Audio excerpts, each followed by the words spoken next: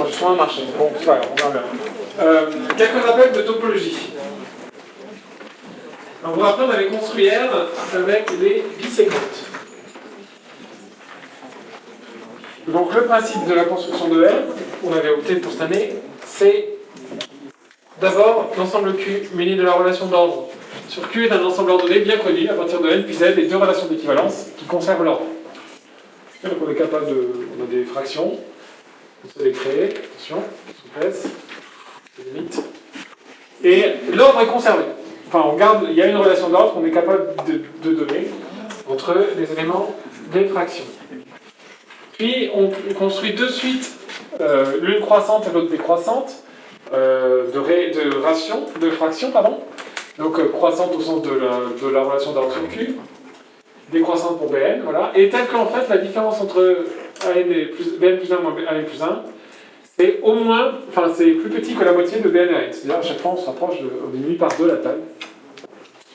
Alors ces couples de biséquentes, en fait, elles vont définir un seul entier à condition de dire que des couples de biséquentes sont égales, d'accord, lorsque elles vérifient la propriété suivante.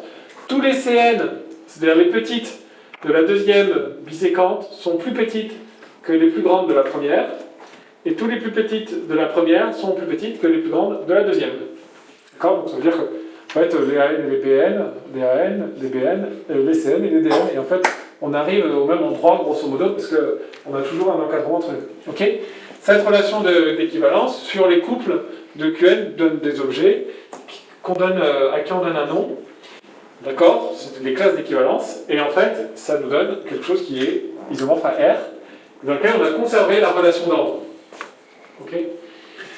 Donc, bon, après, il y a un petit travail pour l'addition. Alors, l'addition, c'est pas très compliqué, il suffit d'additionner les biséquentes. Pour la multiplication, c'est un petit souci. Donc, on fait la multiplication par des nombres positifs, d'abord. Et en fait, dans la multiplication par des nombres positifs, on peut perdre cette histoire de 1,5 là.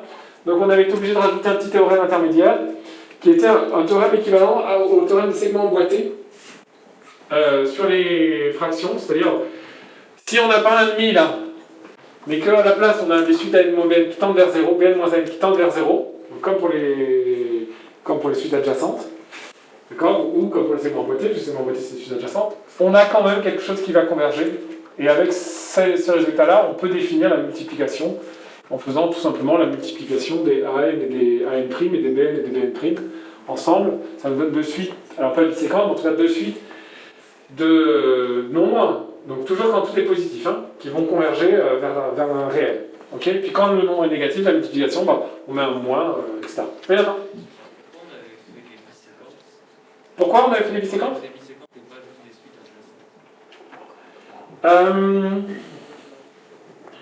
Bon, en fait, c'est les suites adjacentes. Mais le terme de la suite adjacente, on l'a gardé plus généralement pour des suites dont les termes peuvent être des réels. Si tu veux, les biséquentes, c'est un cas particulier de suite adjacente. Alors, il y a deux choses importantes. Il y a cet 1,5 là, qui est plus exigeant que les suites adjacentes et qu'on aurait pu relâcher. Parce que c'est ce qu'on fait à ce niveau-là.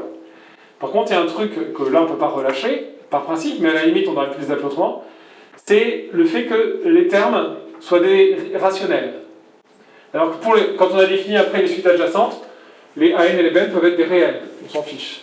En fait, c'est eux-mêmes étant issus de rationnels, enfin peu importe. Okay, mais ce que j'aurais pu faire, c'est dire les suites adjacentes rationnelles, par exemple. On aurait pu faire la construction sur les suites adjacentes rationnelles. Okay, donc les biséquentes, alors ça s'appelle biséquente à cause de cet 1,5. Et l'1,5, en fait, pourquoi on a fait ça? C'est à cause de la dichotomie de terminale qui est normalement, en principe, un peu maîtrisée par les élèves. D'accord, c'est ce qui ressemble le plus à la dichotomie. Okay, en disant je coupe en deux à chaque fois pour trouver un truc qui va converger. D'accord? Mais plus j'y réfléchis, plus je pense que ce qui est le plus naturel, c'est les segments emboîtés. C'est comme les adjacentes. Hein.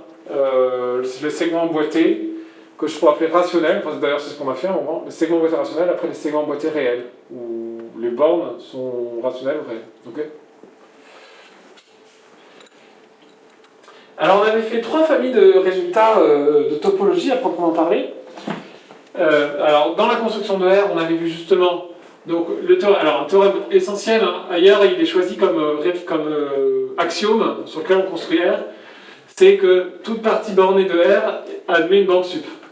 D'accord? Si vous prenez une partie de R qui est bornée, il existera une bande sup. Ok? Qui est équivalent à toute suite croissante majorée converge. Le suffit de prendre une suite croissante, ça vous fait une partie, elle est majorée, donc elle est bornée, et en fait la limite, la bande sup, ça sera la limite. Ok? Qui est équivalent aux suites adjacentes convergent. Bon, c'est comme ça, on l'avait démontré comme ça, mais en fait les suites adjacentes convergent par construction dans les suites adjacentes qui nous avaient donné la bande supérieure. Donc tout est équivalent là-dedans. Et en fait, on peut prendre l'un ou l'autre comme construction au démarrage, il y a un petit travail forcément, mais on peut prendre l'un ou l'autre comme origine de la construction de R. Alors, on a un truc que j'ai appelé le bloc de la compacité, bon, qui sont les résultats suivants. Le théorème des segments emboîtés, mais qui est équivalent aux suites adjacentes. Alors, pourquoi est-ce qu'il change de bloc? Bon, c'est limite, hein. C'est pareil. Hein. Mais on est déjà plus dans un truc de la compacité, vous savez pas ce que ça veut dire. Mais... Donc, si j'ai une suite IN d'intervalles qui réduisent, ils sont les uns dans les autres de plus en plus, et que la longueur de l'intervalle tend vers 0, alors en fait, l'intersection des intervalles, c'est-à-dire les intervalles, en fait, vont tendre vers le singleton A. Il y a un seul élément qui est dans tous les intervalles, qui est, si vous voulez, la limite. Le principe de dichotomie, ah oui, c'est bien ça. Si f est une fonction d'intervalle sous-additive sur AB, et alors, si f de AB égale 1, ça implique qu'il va exister deux suites adjacentes, telles que pour tout n, f de n bn égale à 1. Vous vous rappelez? Donc si au début on a 1, ben, il est possible de couper en suite adjacente. En fait, ce qui est important, c'est de couper en morceaux de diminuants, même de taille 2, pour, enfin, une sorte de dichotomie, enfin, d'où le principe de dichotomie. Tel qu'en fait, à chaque fois, votre truc, s'il est vrai sur l'ensemble, il est forcément vrai sur l'un des deux. Il est vrai sur l'un des deux, etc. Donc vous créez quelque chose qui diminue, jusqu'à obtenir 1. Ok, et on avait, avec ce principe-là, il y a beaucoup de choses qu'on a démontrées, soit par l'absurde, soit par construction. Donc soit par construction, naturellement, soit par l'absurde en faisant un raisonnement inverse. En disant, si il y a 1, il existe ça, mais là, au bout d'un moment, c'est pas possible, donc c'est qu'on avait 0 ici, et 0, f de A, B égale 0, c'était ce qu'on devait démontrer. Et en fait, on a ici, on voit bien la force de la compacité qui consiste à dire, si en fait, à epsilon près, vous avez un résultat qui est vrai, alors il est vrai globalement, beaucoup plus globalement en fait. En disant, bah, je suppose qu'il est faux là, donc il y a bien la moitié où il va être faux, la moitié où il va être la moitié, et puis à un moment, j'arrive à un endroit qui va être plus petit qu'epsilon dans lequel il est faux, et ça c'est faux. Donc tout redevient vrai. Boltzmann et Weierstrass ont tout de suite borné admet une suite extraite convergente. Donc ça c'est vraiment la définition de la compacité. Le mot compacité c'est pour ça. Mais c'est équivalent à ça, on l'avait démontré avec ça. Et le lemme de Cousin, donc si AB appartient à R et que delta est une jauge, c'est-à-dire une fonction strictement positive, alors AB admet une subdivision delta fine. Pareil, par principe de dichotomie. Ou par Boltzmann, je ne sais plus, on faisait tout dans tous les sens. Alors, et puis il y a un autre bloc qu'on appelle la complétude, qui dans R sont très proches en fait, qui est le fait que les suites de Cauchy convergent. D'accord, toute suite de Cauchy converge, quand l'espace est complet, et puis réciproquement, quand une suite converge, elle est de Cauchy. Donc la réciproque est assez facile. Alors c'est quoi une suite de Cauchy? Une suite de Cauchy, c'est une suite pour laquelle, en fait, j'en aurai besoin par la suite, c'est une suite pour laquelle, dans la définition, on n'a pas écrit L. D'accord? La définition, c'est de la convergence d'une suite, c'est quel que soit epsilon, il existe un rang à partir duquel, pour tout P supérieur à L, UP moins L est inférieur à epsilon. Donc là, en fait, dans le principe de Cauchy, on ne compare pas UP avec une limite potentielle, c'est on compare deux termes de la suite à partir d'un certain rang. Et je dis à partir d'un certain moment, quand on prend deux termes de la suite, plus tard que ce moment, ils sont nécessairement tous les deux plus proches de epsilon. Okay, on sent que c'est plus exigeant que la limite, puisque, et d'ailleurs on le voit bien, s'il y a de la limite par une égalité triangulaire, deux termes sont à côté de la limite à epsilon près, donc ils vont être près à 2 epsilon près. Donc comme epsilon c'est souple, ça marche. Mais la réciproque avait été plus compliquée, mais on l'avait démontré grâce au principe de Boltzmann-Weierstrass, je pense. C'est comme ça, c'est-à-dire qu'on avait démontré que si une suite était de Cauchy, elle était bornée. Si elle était bornée, elle admettait une sous-suite convergente. Donc une limite potentielle, enfin de celle de suite. Et après on démontrait que si une suite était de Cauchy et qu'elle admettait une sous-suite convergente, alors elle convergeait nécessairement vers cette limite, en prenant pour UQ les éléments de la sous-suite. Okay. Alors, dans R, ces blocs sont équivalents. Mais par la suite, si vous faites un peu de topologie, vous aurez des objets autres que R. En fait, les deux trucs-là se différencient assez fortement. Dans ces théorèmes-là, on ne dit rien sur les fonctions continues. Or, la topologie, c'est aussi lié aux fonctions continues. Donc on avait trois autres théorèmes liés aux fonctions continues, qui sont les théorèmes suivants. Le théorème des valeurs intermédiaires, le théorème de Weierstrass et le théorème de Heine. Alors le théorème de valeur intermédiaire, c'est quoi ça? Si f, donc théorème de valeur intermédiaire,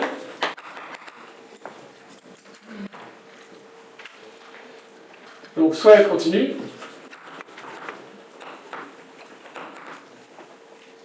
ah, bon, oui, non, pas nécessairement, sur i,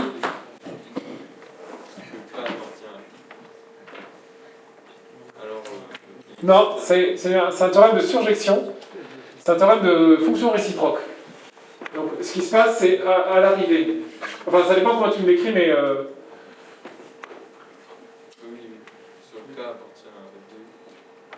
quel que soit y appartenant à f de i,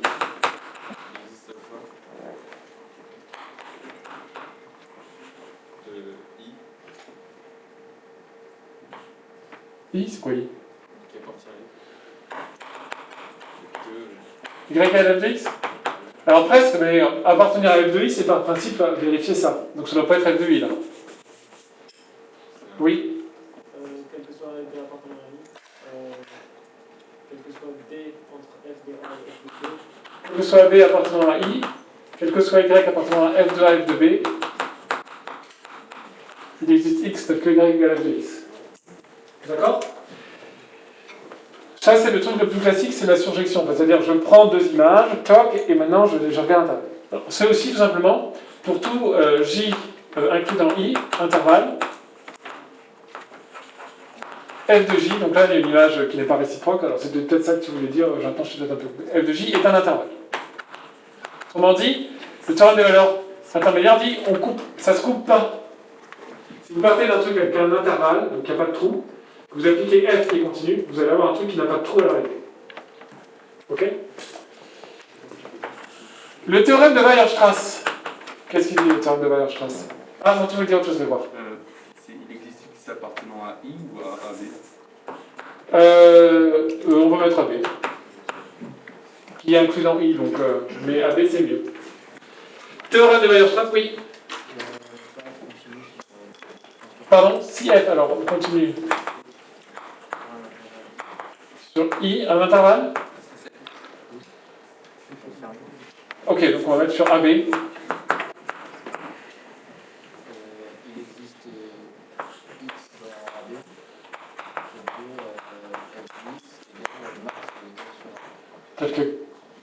tel que f de x est égal. Alors je vais mettre sup, d'accord, de f de t pour t appartenant à AB. Ok, qu'on peut encore écrire tel que quel que soit t appartenant à B, f de t est inférieur ou égal à f de x. D'accord? Donc ça veut dire que la fonction elle est bornée. Il y a deux résultats. Si f est continu sur un segment, alors f de AB est borné et atteint ses bornes. Weierstrass. Et c'est quoi le troisième? Heine. Si f est continu sur un segment AB, alors f est uniformément continu. Et alors ça sert à quoi ça, l'uniformément continuité? Uniforme continuité?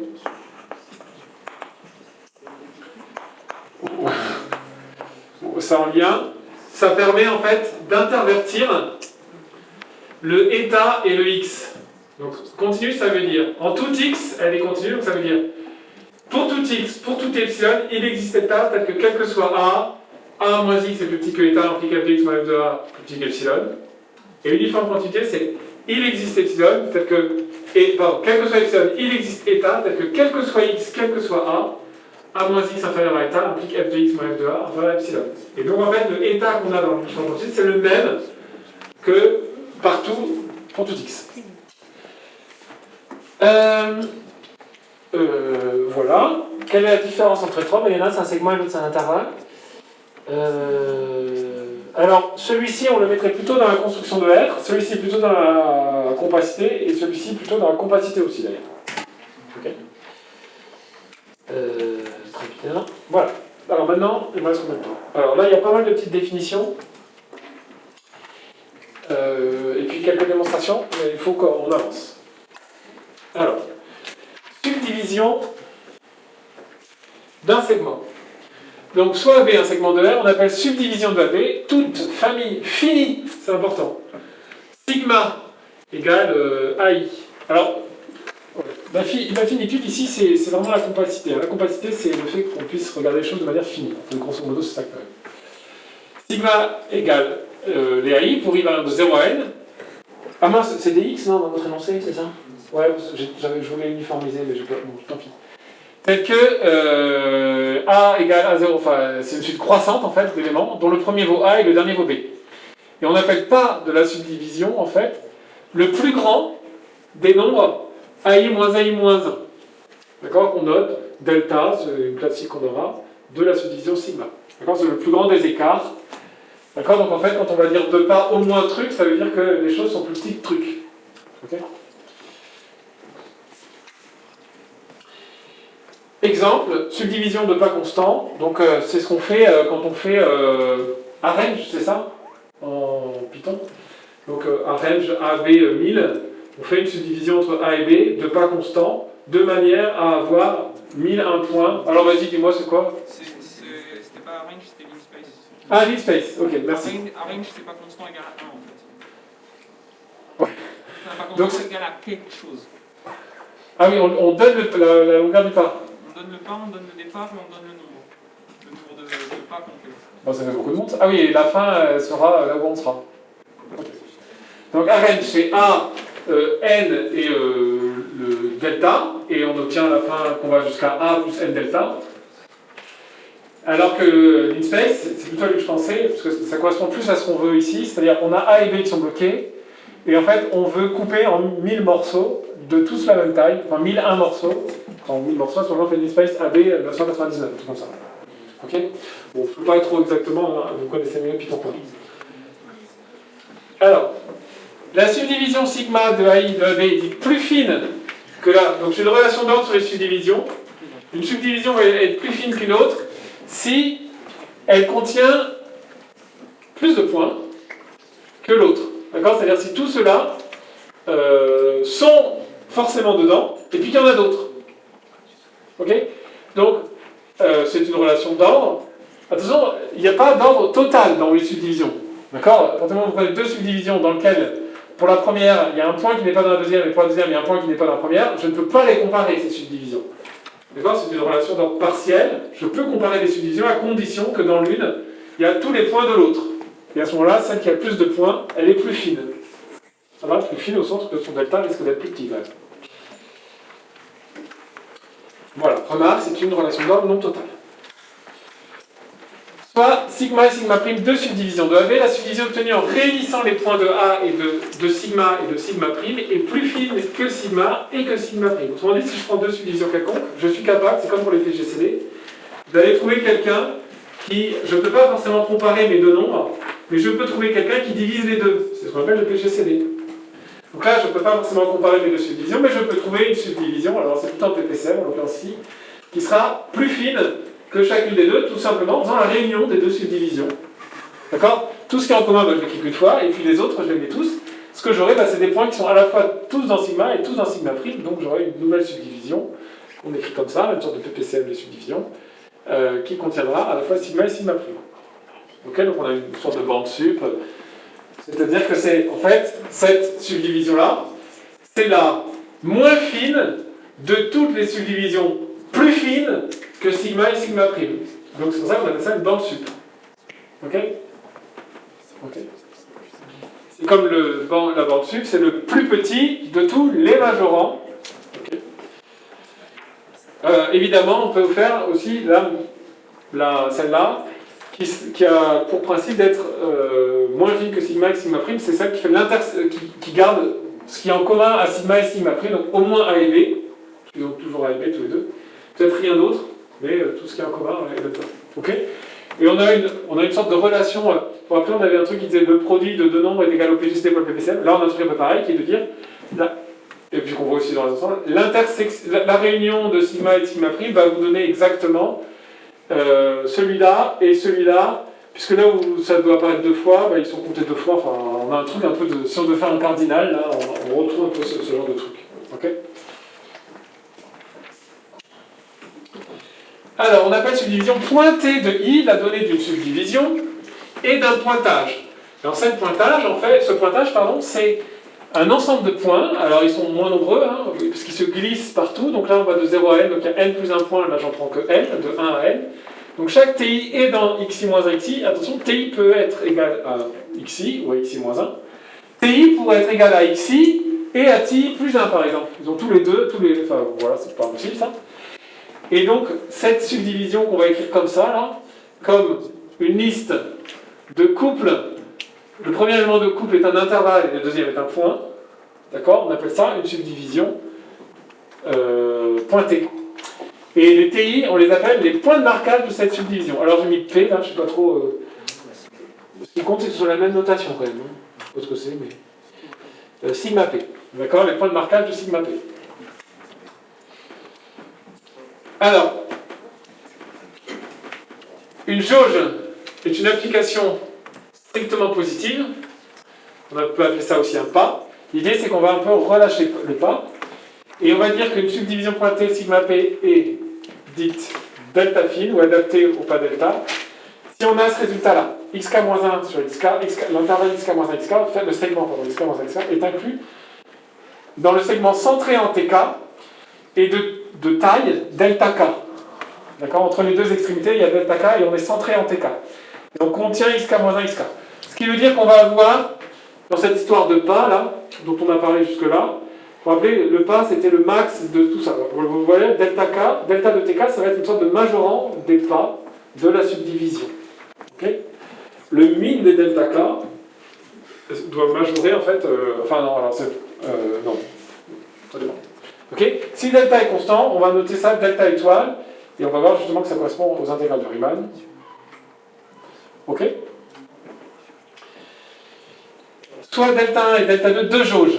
Alors en fait, ce qu'il faudrait, c'est pouvoir travailler sur les jauges, pour affiner les choses. Comme notre but, c'est d'affiner les subdivisions. Mais ces subdivisions dépendent des jauges. Donc je vais dire, tiens, est-ce que je peux travailler sur les jauges afin d'affiner les subdivisions? Donc je prends deux jauges, delta 1, delta 2, je prends le min de delta 1 et de delta 2, donc ça veut dire que pour tout t, delta t est plus petit que min de delta 1 et delta 2, d'accord? Eh bien, si sigma p est une subdivision pointée de avec delta fine, alors elle est aussi delta 1 fine et delta 2 fine. Donc il faut qu'on démontre ça, mais ça c'est super facile.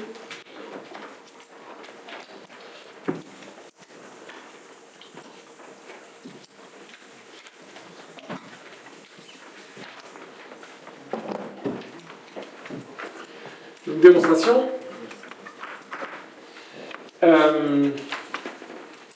Donc sigma p égale x0, x... Alors je vais appeler directement x, j'ai gagné du temps, je vais souvent écrire des choses comme ça. Sauf que c'est plutôt xi moins 1, xi, ti, voilà. Donc, en fait, tous mes intervalles sont de cette forme-là, enfin tous mes couples sont de cette forme-là, xi moins 1, xi, ti, pour i appartenant à n indice n, 0n. D'accord? Ça c'est ma subdivision pointée. Et je sais qu'elle est delta fine. Donc sigma p est delta fine. Ça veut dire que quel que soit i appartenant à 0 n, en fait je me suis trompé, c'était bien n étoile. Quel que soit i appartenant à n indice n, on va avoir le segment xi moins 1 xi qui va être inclus dans ti moins delta ti sur 2 ti plus delta ti sur 2. Sauf que delta ti est plus petit que T1, delta 1 de ti, puisque c'est le min. Donc, par inclusion, lui va être plus petit que delta 1 de ti, et comme il y a un min là, moins delta de ti va être plus grand que moins delta 1 de ti. Donc ça inclut dans ti moins delta 1 de ti sur 2, ti plus delta 1 de ti sur 2. On va rien voir. Ok, bon bah ça veut dire qu'elle est delta infime.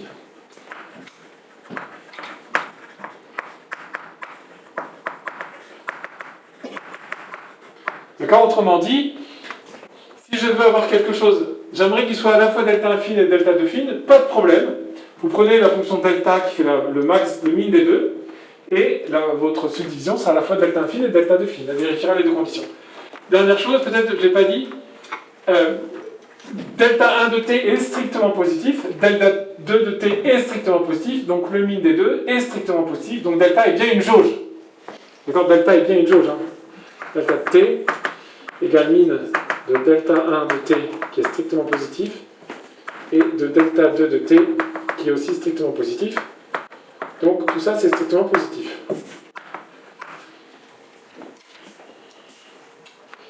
Alors ensuite, si je note grand sigma indice delta, l'ensemble des subdivisions pointées delta fine de AB, alors en fait on peut montrer que si delta 1 est plus petite que delta 2, donc, là aussi, en fait, c'est une relation d'ordre sur les fonctions. Ici, là, c'est la relation d'ordre sur les fonctions. Cette relation d'ordre sur les fonctions, elle n'est pas totale. D'accord ? Il ne faut pas croire que toutes les jauges sont comparables. Mais si l'une est plus petite que l'autre, alors l'ensemble des subdivisions qui vont être delta infime va être delta de fine. Oui, bah, c'est une conséquence du truc d'au-dessus, en fait. Hein.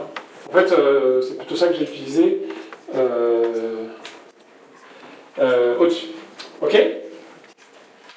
Donc je passe. Les résultats suivants sont utiles pour le théorème de Schall et de Lambda-Stock. Si delta est une jauge définie... Ah oui, donc ça c'est des définitions. Si delta est une jauge définie sur AB, donc en fait, le théorème d'Stock, le Lambda-Stock, on en parlera après. Le théorème de Schall, vous le connaissez. Le théorème de Schall, il consiste à dire, si j'ai une intégrale sur AB, je peux regarder l'intégrale sur AC ou l'intégrale sur CB. Autrement dit, je coupe. J'avais mon intervalle AB, je coupe en morceaux et je regarde les intégrales par morceaux. D'accord? Stock, il dit un peu la même chose, c'est un petit peu plus subtil. Donc, pour ça, en fait, c'est comme si j'avais ma subdivision sur AB et j'aimerais finalement prendre une partie de la subdivision, parce que je ne prendrai qu'une partie de l'intervalle. Donc, je prends une subdivision pointée delta fine, je regarde une partie, enfin, je démarque là xi et je vais jusqu'à xj, et en fait, j'obtiens une subdivision pointée qui va être delta restreinte, j'aurais dû mettre un petit trait là, à xj delta fine de xxj. D'accord? Autrement dit, si j'ai une subdivision pointée par rapport à delta sur tout un intervalle, ben, quand je prends une partie, et que je prends la subdivision en question, elle sera pointée par rapport à la delta restreinte à cette partie. Ça tombe tout seul, il suffit d'écrire. Hein. Okay. Par la suite, nous définirons la subdivision pour parler de réunion d'extraction. Ok. Bon, il suffit d'écrire, je ne sais pas trop l'illustration. Ça va, hein? Il suffit d'écrire. En fait, quelle est la différence? Là où on avait un quel que soit i, il devient seulement pour les i, enfin, là où j'aurais mis un quel que soit h, ça devient juste pour les h entre i et j, avant qu'ils étaient entre 0 et n. Okay. Réciproquement, donc on aimerait dans l'autre sens, c'est-à-dire si on a quelque chose qui est delta fine, delta 1 fine sur la première partie et delta 2 fine sur la deuxième partie, j'aimerais pouvoir dire à les delta fines, mais je sais pas qui est delta, sur l'ordre de la réunion des deux. Alors là, on a un petit souci en fait, parce que il faut coller. Alors pour coller, en fait, il y a une stratégie qui consiste à dire, bah, ce qu'on va faire, c'est qu'on va forcer, alors j'y suis pas encore, enfin, on va essayer de forcer les choses au niveau de B. D'accord? Donc, je prends A, B, C dans l'ordre de 3 nombres réels croissants. Delta une jauge sur AB, delta 2 une jauge sur BC, sigma P1 une première subdivision qui est delta 1 fine sur AB, sigma P2 une deuxième subdivision qui est delta 2 fine sur BC. Je note delta, l'application qui est assez associée. Delta 1 si T appartient à AB, delta 2 si T appartient à BC. Delta 1 et delta 2 sont définis sur AB respectivement et BC. Et en B, là j'ai le choix, je prends le max des deux, peu importe, comme ça je suis sûr que ça va marcher. Et bien si je fais la concaténation qui se termine par B des deux côtés, de mes deux subdivisions, j'obtiens une subdivision qui va être delta fine de AC. Alors comment on a ça? Là aussi, c'est pas très compliqué. Si je prends donc cette subdivision, elle va s'écrire sigma P, alors sigma P1, union sigma P2, elle va s'écrire elle aussi comme ça, xi-1, xi, TI, n indice, mettons m, d'accord?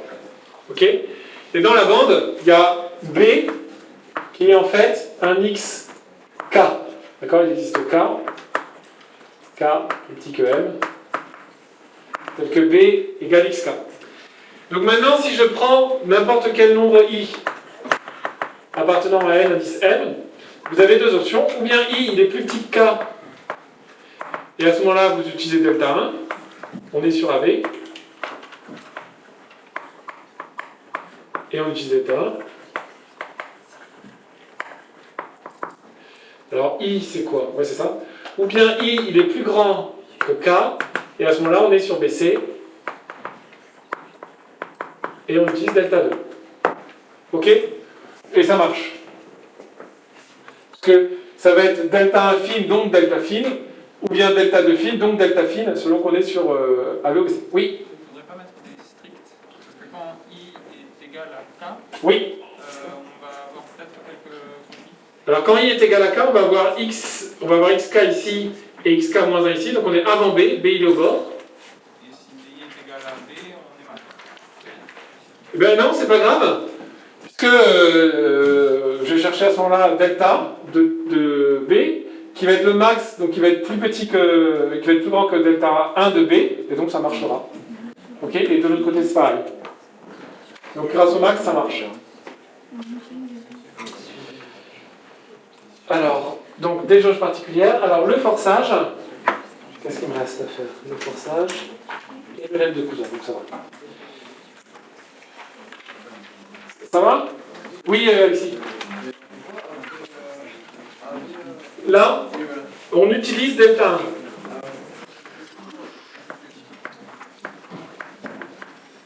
En fait, on se trouve avec delta 1 plus exactement. Enfin, on peut appliquer delta, mais delta c'est delta 1 ici, donc ça marche. Et l'autre, on applique delta, mais là-bas c'est delta 2, donc ça marche aussi.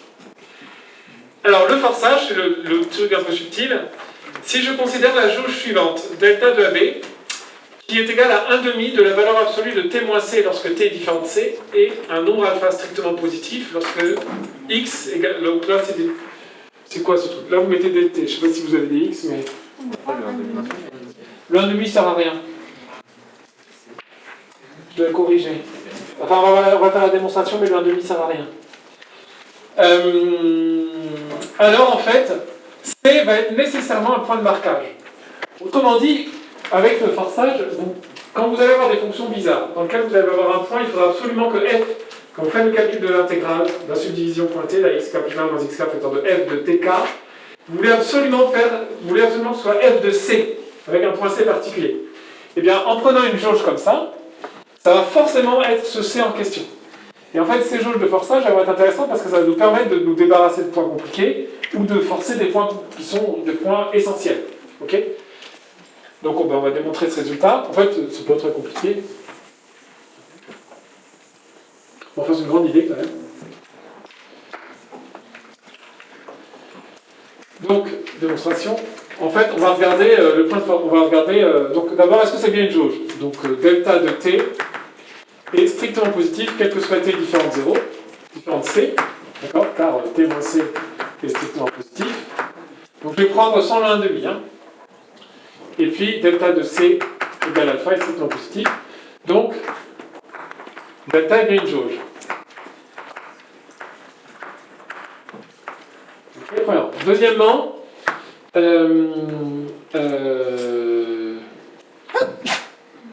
C, il existe I, donc soit sigma. Sigma égale, sigma P égale la famille des xi moins 1 xi, ti, pour I appartenant à L indice N, delta fine, subdivision delta fine. Ok. Donc C appartient à B. Donc il existe I, tel que en fait C appartient au segment xi moins 1 xi.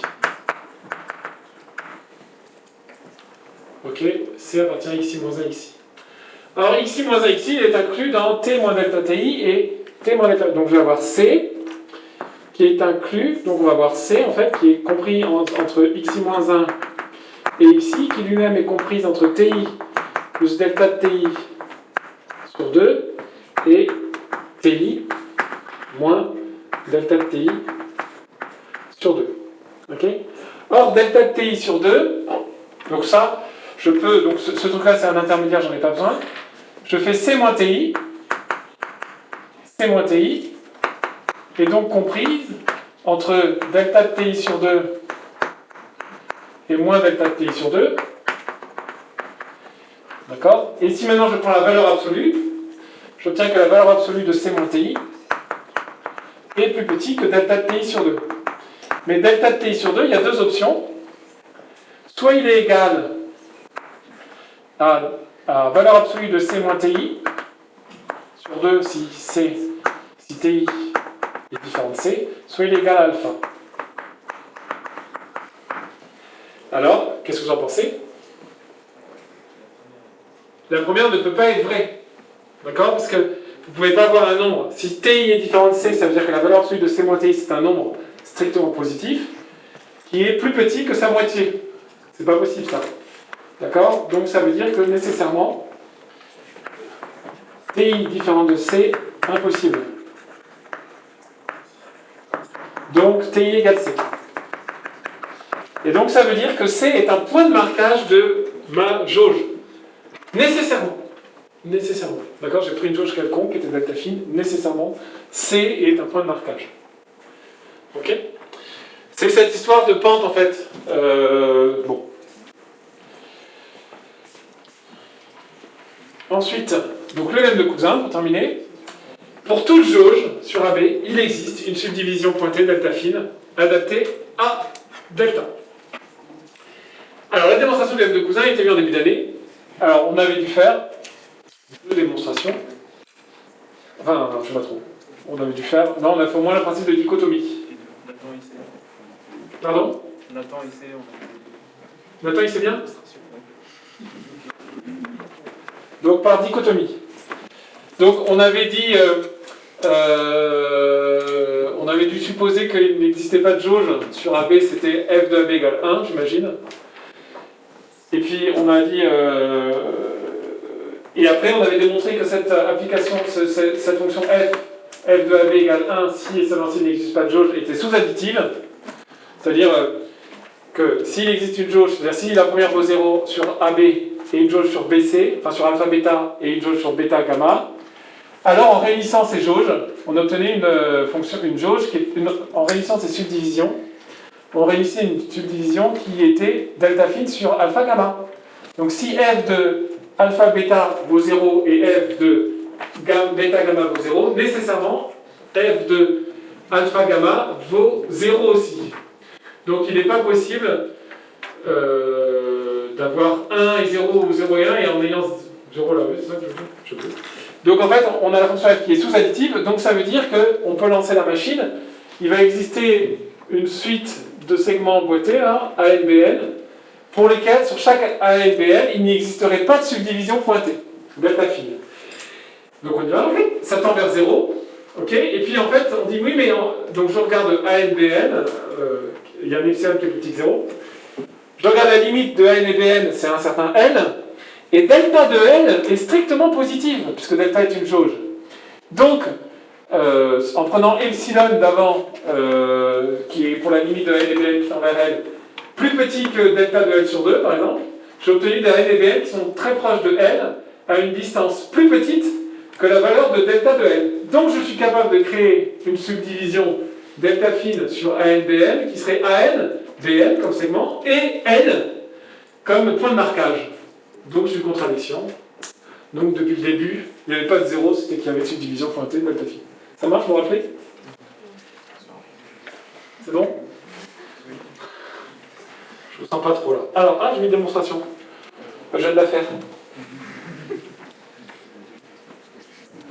Et donc voilà. Question? Bon, vous savez où la trouver, de toute manière. Vous ne pouvez pas brûler. Bon, je ne mettrai pas en programme de code disponible après. Alors, quand même, à retenir, quelques principes à bien savoir maîtriser. Hein. Bon, ça c'est très heuristique. Mais vous avez une liste de choses à savoir faire. Hein. Une liste des primitives, iteration abortive, changement de variable, fraction rationnelle.